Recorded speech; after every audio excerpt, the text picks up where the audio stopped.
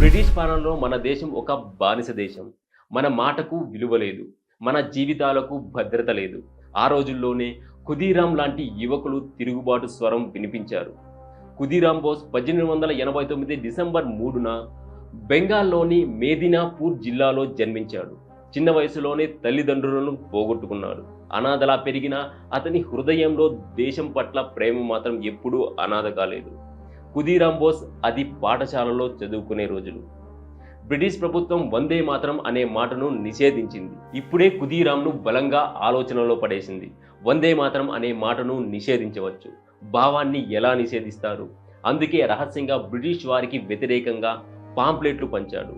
రహస్య స్వాతంత్ర సమరయోధుల సమావేశాలకు వెళ్ళాడు. అప్పుడే అతని మనసులో ఒక నిర్ణయం పుట్టింది, దేశం కోసం ఏదైనా చెయ్యాలి అని. అలా ఖుదీరాం అనుశీల్ సమితిలో చేరాడు. అక్కడ అతను నేర్చుకున్నది కేవలం బాంబు తయారీ, ఆయుధాల వాడకం మాత్రమే కాదు, దేశం కోసం చనిపోవడానికి మనసును సిద్ధం చేసుకోవడం.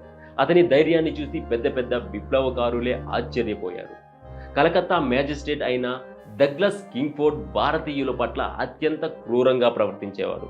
వందే మాత్రం అన్నందుకు చిన్న పిల్లలను కూడా కొరడాతో కొట్టేయించేవాడు. విప్లవకారుడు అతనిని మృత్యువుకు అర్హుడు అని ప్రకటించారు. కింగ్స్ఫర్డ్ ముజఫర్పూర్కు బదిలీ అయినప్పుడు అతనిని చంపే బాధ్యతను ఖుదీరాం బోస్ మరియు ప్రఫుల్లా చాకీలకు అప్పగించారు.